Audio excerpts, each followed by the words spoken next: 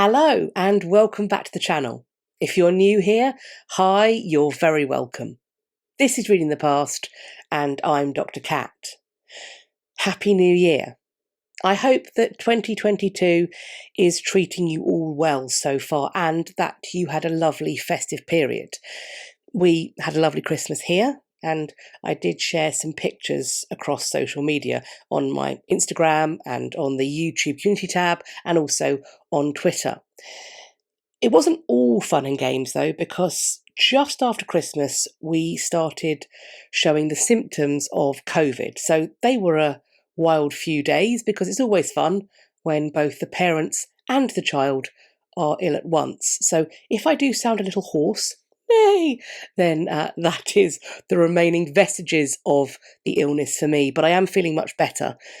It did derail my plans for doing a YouTube live, however, but I do still intend to have a go at doing a live very soon, perhaps when I am slightly less tickly.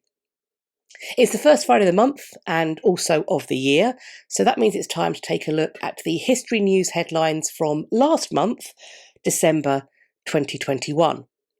As always, I'll be using the description box to link those history news articles we'll be looking at today, in addition to any other relevant materials. There are today some updates and also some new news. If you want to refresh your memory on any of the previous history news roundup videos, then you can check out the linked playlist, which this video will also be added to.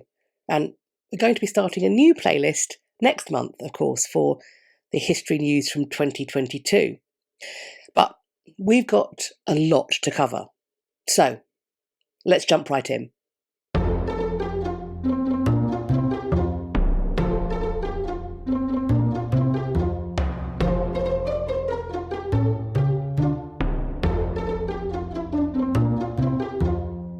Updates first.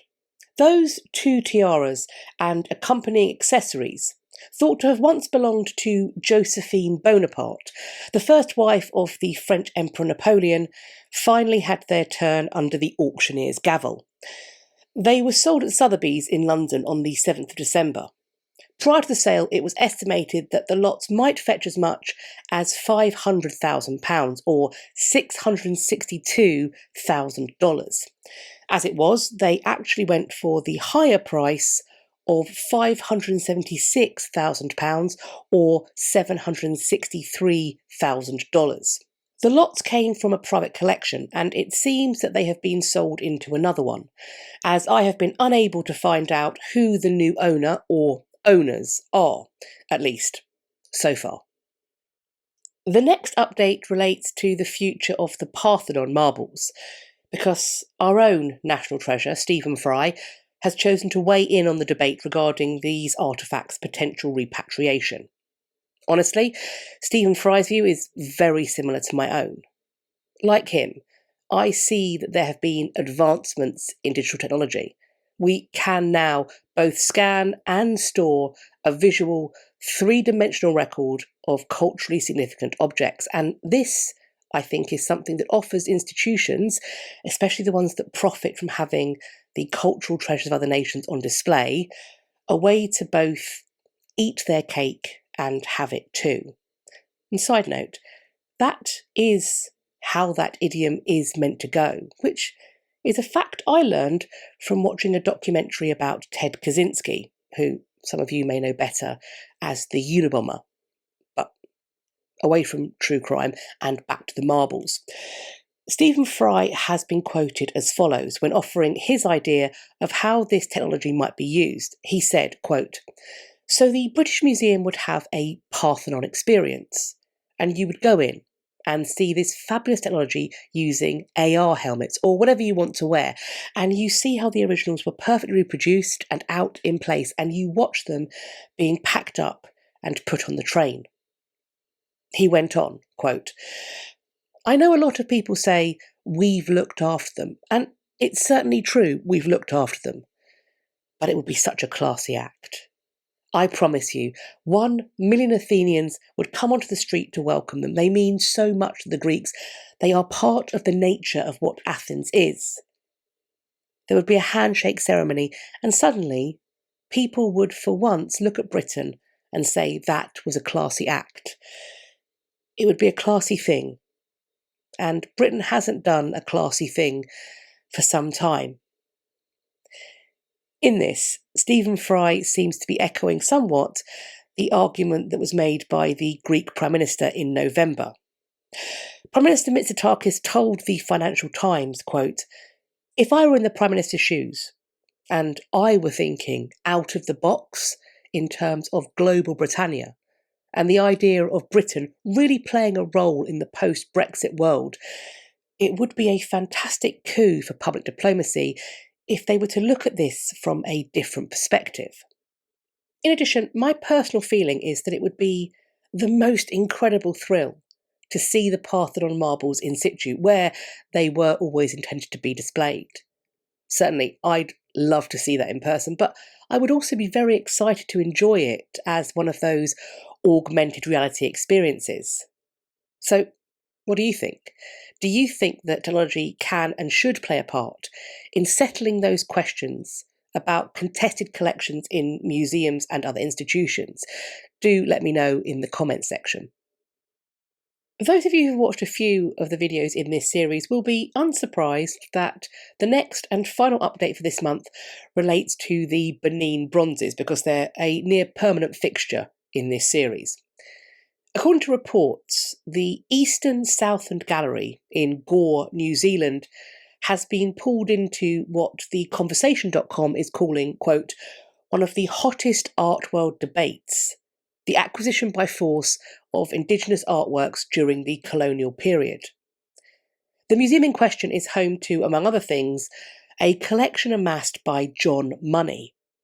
Included in this Money collection are 3 Benin Bronzes. Thus, this museum should perhaps expect similar calls for repatriation as have been experienced by a number of other institutions across the world. However, as Jonathan Barrett explains, quote, on closer investigation, all is not quite what it seems. The 3 items on display in the Money collection were created in the Benin tradition, but actually date from the 1960s. Money engaged reputable dealers so that living artists could benefit from his purchases. In the penumbral light of the gallery, however, only an expert could tell the difference between ancient and modern artefacts. As I have mentioned in previous videos, the traditional artwork of Benin is not a dead craft or practice, but those creating these pieces today, however, are reliant on the catalogues of museums from other countries if they wish to see the cultural products produced by their ancestors, from which their own artistic work directly descends. And seemingly, across the centuries, much of the aesthetic has remained the same. It has been suggested that the modern Benin artists might have their work displayed in place of the looted art of their ancestors in these international museums. And this would allow visitors to continue to enjoy the work. It would let contemporary artists be paid for their skill, and it would allow the contested collections to be repatriated without leaving a hole in anyone's collection. And that doesn't sound like a terrible idea to me. What do you think? Those were the updates, and now it's time to look at the new news. Thanks go to @TwinsThings on Twitter for sending this headline my way with the title, quote, "Archaeologists baffled as 1,200-year-old mysterious mummy found in underground Peru tomb." The find was made not far from Lima, Peru, and it has been determined by experts from the National University of San Marcos that these desiccated remains are from 800 to 1200 years old. What is yet to be offered is an explanation as to why this person was entombed in this way, namely, tightly bound with their hands covering their face. The Express article that I was sent refers to this as a chilling find, as if it's scary. And maybe I'm the only one, but there's something about the images of this find that just make me feel really sad. And I'm not completely sure of why. What do you think? But that wasn't the only headline that Twins Things took the time to share with me on Twitter, because they also kindly pointed me in the direction of this article about the discovery of the first example of a Roman crucifixion in the UK. So more thanks go out to Twins Things for this. Archaeologists working in the Cambridgeshire village of Fenstanton uncovered the remains of a man who had had a nail driven through his heel, and that nail was found still lodged in his ankle bone. The man's skeleton also showed signs of further damage, which may have been caused by being bound or shackled. He was found within one of 5 small cemeteries where 40 adults and 5 children were buried, some being from the same families.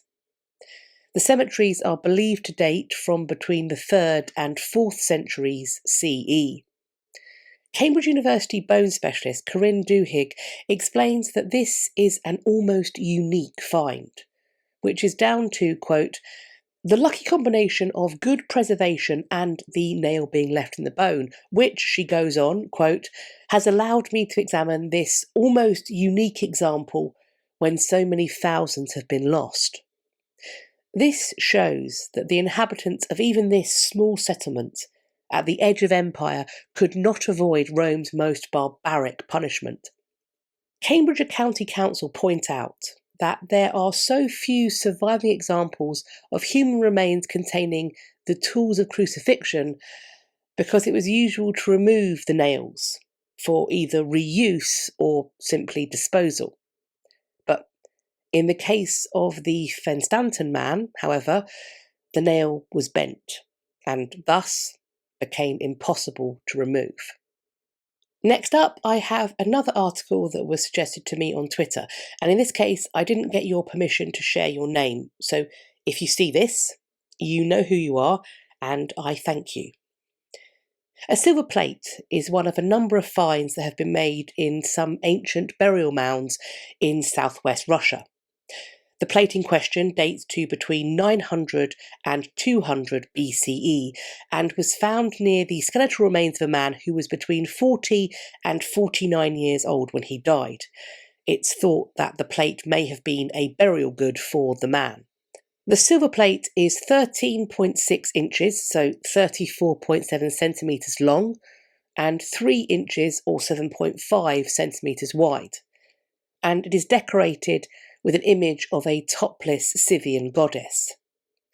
Known as Agrimpasa, the goddess is connected to fertility. She may be being shown wearing a crown, and she is certainly surrounded by mythical creatures, including griffins.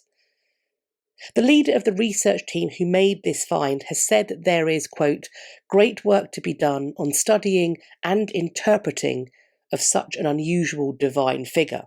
I certainly look forward to learning what that work will come to determine. My last Twitter thank you goes to Jane for sending me a link to this article, which recounts the discovery of a stolen statue of a goddess. Originally from a temple in Lokhari in Uttar Pradesh, India, the 8th century goat-headed deity has been discovered thousands of miles away in an English country garden covered in moss. It went missing between 1979 and 1982. The statue was listed for auction as recently as the 14th of November 1988 by Sotheby's. The auction house has been criticised by both Christopher Marinello, who is a leading expert in recovering stolen, looted and missing art, and also by Vijay Kumar, who is the co-founder of the India Pride Project, which is dedicated to recovering stolen religious artefacts. Marinello said, quote, this piece is considered a god, not just a sculpture. Looted objects are not simply financial assets for collectors and auction houses to profit from. And Kumar, who is overjoyed at the find, stated, quote, it's such a unique sculpture. "It's been a dream to find her. I was actually beginning to lose hope." Nevertheless, he still feels that Sotheby's has some questions to answer, because it's Kumar's understanding that the auction house ended up pulling the sculpture after listing it in 1988, so it wasn't actually sold at that time. He states, quote, "What was shocking was that they did not reveal the consignor or turn over the details to the Metropolitan Police, even during the investigations in 1998, when Watson broke the story." Kumar is referring here to Peter Watson's investigation into Sotheby's and their questionable practices, which form the basis of his 1997 book, Sotheby's Inside Story. Kumar continues, "And more shockingly still is that it could remain in the UK for over 2 decades after being listed as stolen and missing in his book. The anonymous homeowner in whose garden this sacred item had been held is now looking to sell her property. And seemingly, it's this action that has led to the piece being rediscovered. Apparently, it was in the garden when she bought the house 15 years ago. According to reports, she has returned the statue." The Guardian newspaper has obtained a response from Sotheby's. Quote, "This episode relates to something that allegedly occurred almost a quarter of a century ago. Sotheby's adheres to the highest standards in the industry, supported by a world-class compliance team who work closely with outside authorities to ensure that we operate to the highest level of business integrity."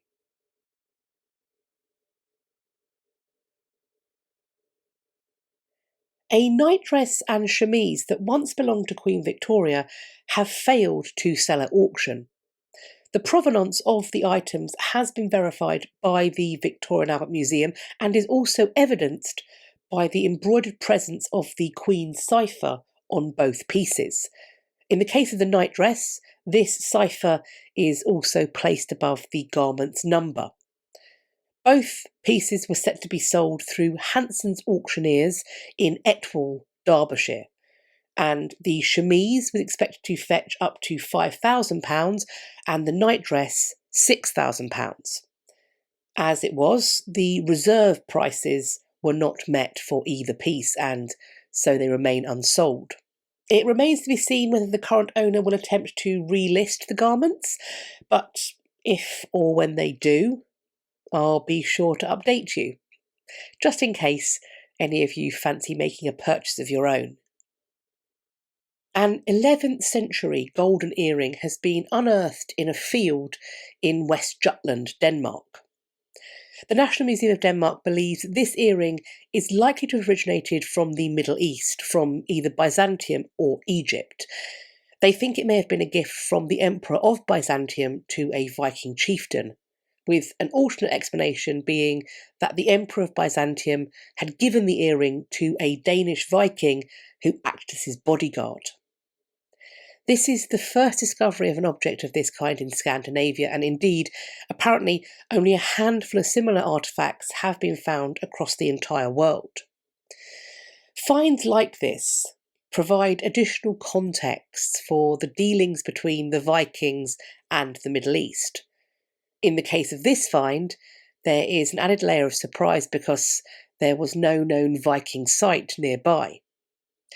You can check out the earring at the National Museum of Denmark because it was put on display there last month. Our next history news headline hopefully connects to another artefact that will be going on public display soon enough, as long as sufficient funds are raised by some public institution. This allegorical painting of two ladies wearing beauty patches, dated to the 1650s and attributed to the English school, depicts two women adorned in similarly opulent dress, hair, and jewellery. It is remarkable because it is highly unusual to find a portrait from this era that depicts a black subject, and it's even rarer that both women are being presented as being of equal status. As ArtNet explains, quote, "The portrait contributes to the historical conversation about how race and gender were perceived in the 17th century. It also has an allegorical dimension, as the women are depicted wearing beauty spots, a cosmetic fashion which is condemned as a sin of pride via an inscription above them. The UK government has temporarily barred the painting from being exported, in the hopes that a gallery or museum in the UK will be able to raise sufficient funds to bid for the work, which has been valued at £272,800 or $362,000, according to a statement from Arts Council England's Department of Digital Culture, Media and Sport. The export bar will remain in place until the 9th of March 2022, at which point, if no institution has stepped forward with a bid, the piece could well be sold abroad. So we might be waiting a few months for this particular update, but I will be sure to keep track of what's going on, and I will certainly let you all know the outcome. A 7,500-year-old cave painting has been discovered in northeastern Spain, within the foothills of the Iberian System mountain range. The image depicts a figure using a rope ladder to reach a beehive or honeycomb to gather honey. The image offers a fascinating window into how honey gathering was achieved many millennia ago. It also highlights just how much work and risk went into the collection of this sweet and highly nutritious foodstuff. Back in 2014, the so-called Galloway hoard was unearthed from a ploughed field in western Scotland. It is the richest collection of Viking Age objects ever found in Britain or Ireland. One of the items needed quite a bit of restoration work, which has now taken place. When it was found, it was in a pouch that is described as being, quote, mangled and misshapen after almost 1,000 years in the ground. What restorers found within, and what they worked on, was an around 5 centimetre high Roman rock crystal jar that had been wrapped in exquisite layers of gold thread by an incredibly skilled medieval craftsman who was working in the late 8th or early 9th century. It had once been held in a silk-lined leather pouch and may have contained perfume or some potion or perhaps anointing fluid, something that might have been intended to be used in religious ceremonies, perhaps even on monarchs. There is an inscription on the base of the jar in Latin, which translates to, "Bishop Highgold had me made."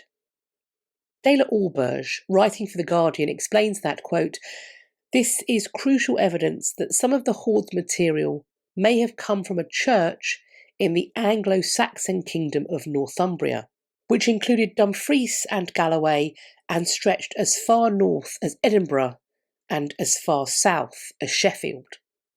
The silk that lined the interior of the jar's storage pouch would have come from thousands of miles away in Asia.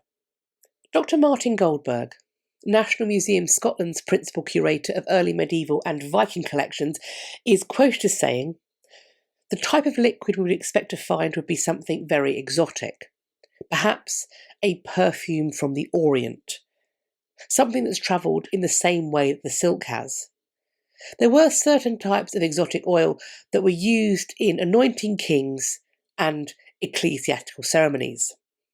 Researchers believe that there is the possibility that this jar may still bear trace elements of the potion it once held, and that its precise chemicals could be revealed. Of course, if there is any update on this, I will certainly let you all know. Unfortunately, the jar will not be one of the 97 of the hoard's artefacts to be included in the touring exhibition that's titled The Galloway Hoard Viking Age Treasure, and that's because the jar is still undergoing final work. However, a new film and digital model of the jar will be featured in the exhibition. Currently, the exhibition is at Kirkcudbright Galleries and it will be there until the 10th of July, at which point it's going to transfer to Aberdeen Art Gallery, where it's going to be on show from the 30th of July until the 23rd of October. Next up, we have news of the potential righting of an historic wrong.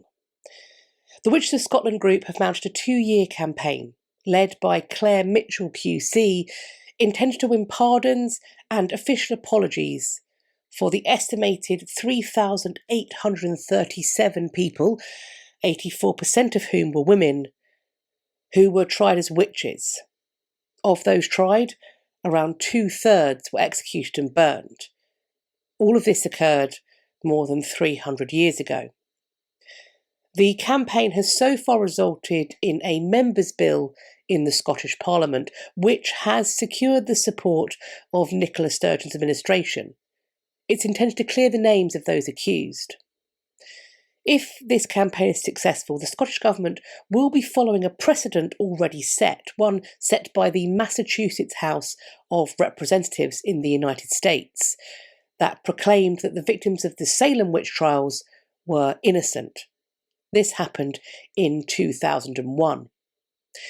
Claire Mitchell QC, speaking to the Sunday Times, explained that, quote, per capita, during the period between the 16th and 18th century, we, meaning Scotland, executed 5 times as many people as elsewhere in Europe, the vast majority of them women. To put that into perspective, in Salem, 300 people were accused and 19 people were executed. We absolutely excelled at finding women to burn in Scotland. Those executed weren't guilty, so they should be acquitted. I'm sure updates will be forthcoming on this relatively soon, which I will of course talk about as and when they appear. Last month, we also got news that what some have described as, quote, the best dinosaur embryo ever found in history had been discovered. Originally uncovered in the year 2000 in southern China, it was stored for a decade, until museum construction work led to old fossils being sorted through, at which point attention turned to the egg that they rightly suspected might be holding an embryo inside. The embryo is at least 66 million years old and is believed to be a toothless theropod dinosaur, or oviraptorosaur. It has been named baby Yingliang. It is thought that the embryo was on the very brink of hatching when it was swept away and buried by the mudslide that has ended up preserving it so well. The egg is 6.7 inches long, while baby Yingliang is 10.6 inches from head to tail. Just check out the University of Birmingham's reconstruction of the contents of this egg. Isn't it just so cute? I wonder, how do we all feel about this one? I was sent this next story by quite a few people, and I had already added it to my list for this episode, but I do still want to thank everyone who took the time to send it to me as well. Researchers working on DNA extracted from 793 ancient skeletons have had their findings published in the peer-reviewed journal Nature. They have found evidence for what is being termed ancient mass migration, which altered the DNA of ancient Britons and may be linked to the spread of Celtic languages. This migration is thought to have originated in continental Europe and to have occurred between 1400 BCE and 870 BCE. The team found that the gene that allows some people to digest raw milk is something that increased rapidly in Britain during the Iron Age. And apparently a similar shift in DNA in Northern Europe doesn't happen for another 1,000 years. Dr. Thomas Booth, who is from the Francis Crick Institute in London, offers the following suggestion as to why this milky shift occurred, saying, quote, maybe that Britain went through a period of catastrophe, like a famine, or difficulty acquiring clean water sources. Then what raw milk does is supply you with a clean source of hydration and food at the same time. Potentially, all you need are cows or sheep, and you can make it through a disaster like that. Additionally, 4 skeletons were uncovered in Kent that have been found to be either first-generation migrants from continental Europe or their descendants. Their remains are evidence of pioneer settlement, which seems to have begun as early as 1400 BCE. These migrations didn't just affect genetics and language. They are also being credited with altering the cultural practices of the nation, such as the burial of large quantities of bronze objects, which we now term hoards. It remains unclear why this mass migration occurred during this period. Perhaps that will be a finding for a later study, though. Archaeologists working at the site of Oxyrhynchus in Egypt, which is about 100 miles or 160 kilometres south of Cairo, have made the discovery of the mummified remains of a man, woman and child. All 3 individuals had been given tongues made out of gold foil. They came from neighbouring tombs as well.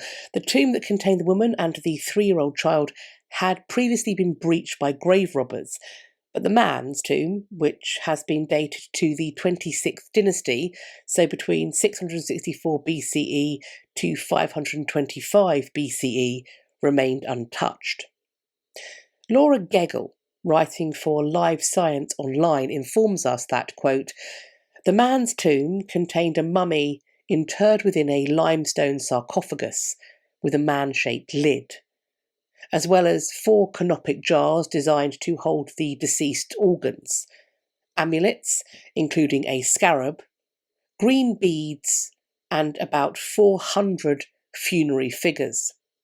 The hypothesis is that the gold tongues were intended to help a person speak in the afterlife, potentially even to have a conversation with the god of the underworld, Osiris. It is hoped that further work on the site might reveal the identities of these 3 individuals. We're staying with mummies for the next History News headline too. The mummified remains of Amenhotep I, who ruled from between 1525 to 1504 BCE, have been digitally unwrapped and studied at Cairo University. The lead author of the study, Dr. Sahar Salim, recounted how similar Amenhotep I's facial features were to that of his father. The team found that their subject was around 5'6" or 169 centimetres tall, and that he would have been around 35 years old at the time of his death. Dr. Salim could find no obvious reason for his death on his remains, leading her to hypothesise that he died from an infection or virus. The researchers also found that Amenhotep I was the first pharaoh to have his forearms folded across his chest, and that, unusually, his brain had not been removed. The remains did show multiple post-mortem injuries, which are believed to have been caused by grave robbers, but this damage has been obscured for those without a scanner, because the mummy was repaired. The team credit priests from the 21st dynasty with this feat, and this places that repair work as taking place around 4 centuries after Amenhotep I's death. These priests fixed Amenhotep I's detached head and neck to his body with resin-treated linen bands. They covered a defect in his abdominal wall with another band, and they placed 2 amulets beneath it. They also wrapped his detached left arm to his body. Additionally, the fact that Amenhotep I's mummy also retained 30 amulets and a unique golden girdle with gold beads is being used to disprove theories that the priests might have removed his jewellery for use by later pharaohs. But we still aren't done with mummy news. Research conducted on the mummified human remains of people who, 1,500 to 2,000 years ago, reached the Andes Mountains of the San Juan province in central west Argentina, has produced a new, less invasive way to extract DNA, so that the migration and diversity of ancient populations might be able to be better understood. Previously, this kind of research required the DNA to be extracted from teeth or from the bones of the skull, and so this process was not only destructive, but it was also often unethical, as it necessitated ignoring the cultural beliefs of the indigenous communities whose ancestors were the ones being tested in this way. But now, knits might provide the solution, or more specifically, knit cement might. Dr. Mikkel Winther Penderson from the Globe Institute at the University of Copenhagen and the first author of the study in question said, quote, "The high amount of DNA yield from these knit cements really came as a surprise to us, and it was striking to me that such small amounts could still give us all this information about who these people were, and how the lice related to other lice species, but also giving us hints to possible viral diseases. There is a hunt out for alternative sources of ancient human DNA, and knit cement might be one of those alternatives. I believe that future studies are needed before we really unravel this potential." Apparently, the knit cement was found to contain the same concentration of DNA as a tooth, double that of bone remains, and 4 times the amount recovered from blood inside far more recent lice specimens. Phys.org explains that through analysing the knit cement, the team was able to show the sex of each of the humans on which the knits were found. They were able to confirm, quote, "a genetic link between 3 of the mummies and humans in Amazonia 2,000 years ago." This shows for the first time that the original population of the San Juan province migrated from the land and rainforests of the Amazon in the north of the continent, south of current Venezuela and Colombia. They found that, quote, "all ancient human remains studied belong to the founding mitochondrial lineages in South America."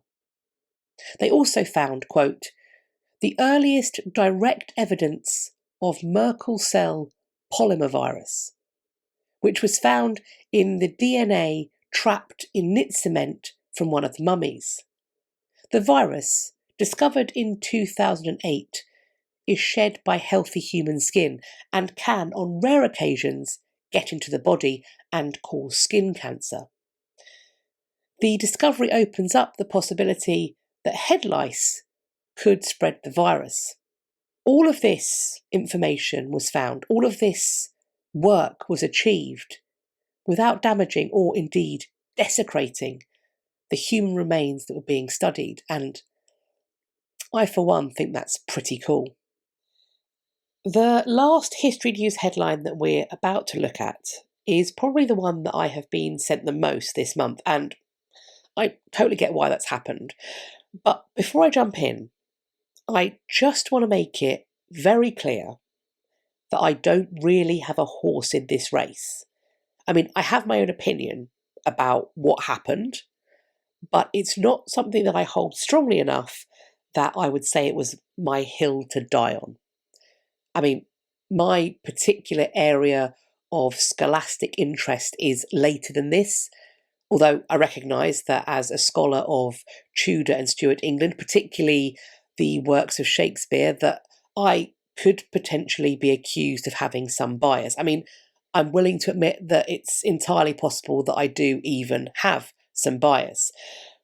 Essentially, I just want to say that I recognise that there's going to be a difference of opinion, and I'm very happy to have the discussion, and I'm very happy to read alternate opinions to that of my own.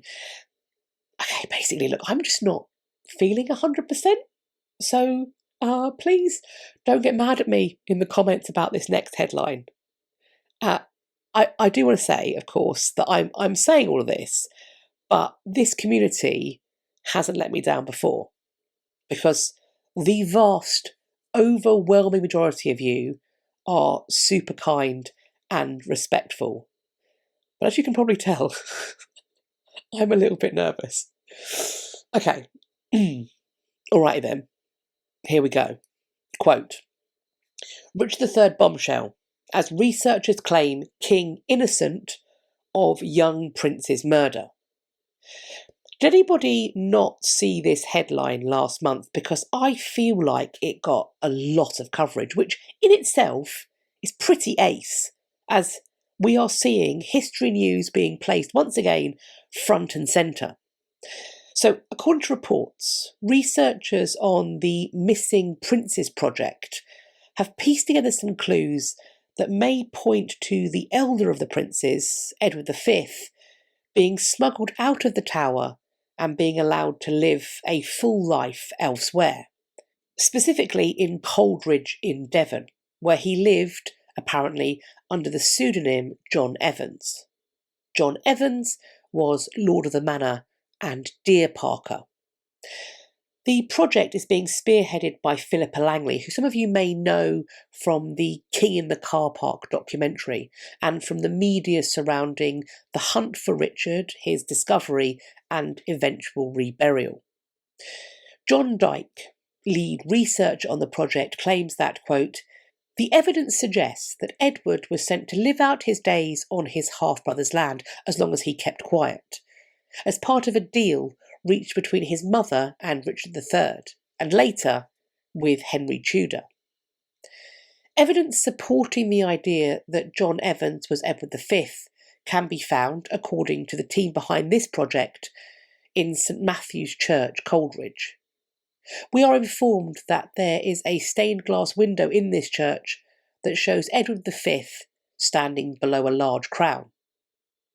John Evans' tomb effigy has a deep scar across its chin, and it's similar in appearance to another stained glass portrait of a man who carries a royal crown and has an ermine collar, which is something that was reserved for royalty.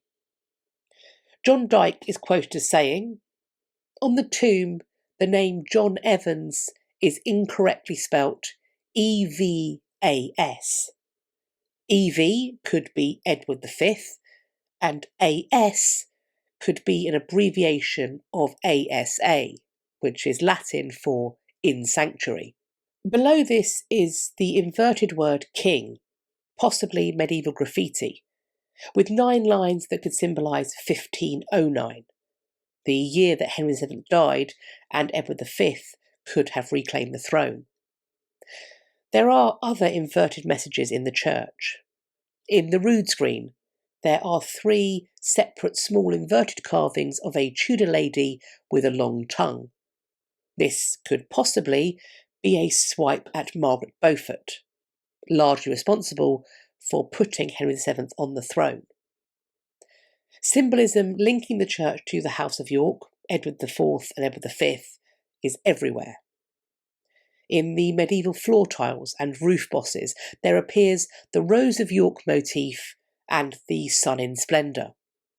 In particular, one post-Reformation salvage piece of stained glass, showing the sun in splendour, has been placed adjacent to the only roof boss with the same image. Clearly, a message being handed down. Lydia Starbuck, writing for Royal Central, points out that, quote, any hope of testing this theory through DNA, such as that was extracted from the remains of Richard III before his reinterment, will have to wait, as the tomb of John Evans is empty. The team is also investigating the fate of Edward's younger brother, Richard. So, I just don't know. The suggestion is really interesting, and I find the symbols that they've laid out very compelling. But I do think what's stalling me is the suggestion that John Evans / Edward V was protected by the Tudor regime after Richard III's death. I mean, maybe at first. Maybe? But it has always been my assumption that if Henry VII had found either of the boys alive when he took the throne, He'd certainly have killed them himself. But maybe he did make a deal with his mother-in-law. I mean, that's potentially plausible until pretenders start popping up. At that point, having the real deal just lurking about, I mean, I think someone is getting sent to Devon to dispatch him at that point, right? I mean, it's basically a Tudor hobby to imprison or execute anyone with even the mere suggestion of a claim to the English throne. What they don't tend to do is let them waft around the countryside, just waiting to see if they're going to rebel or not. What do you think? For that matter, what do you think of any or all of the headlines we've looked at today? Were there any headlines that caught your eye in December that I didn't discuss in today's episode? As always, I'm looking forward to reading your conversations in the comment section underneath this video, or you can find me on social media. I'll leave links to the other places you can find me on the internet in my description box. Follow me over on some or all of them so we can continue this conversation and start some others. I do hope you enjoyed this video and found it useful. If you did, why not share it with your friends? Please also let me know you liked it by hitting the thumbs up, and please subscribe to the channel. Now, once again, I have seen a few more people commenting that they had been unsubscribed by YouTube. So I will ask you again to go and check your subscription status. While you're there, checking, subscribing, maybe resubscribing, you can also hit the bell icon beside the subscribe button so that YouTube tells you when I've next uploaded. And do make sure that you select all in the drop-down menu when you hit that bell. I hope you're going to have a great day whatever you're doing, and I look forward to speaking to you all in my next video. Take care of yourselves. Bye-bye for now.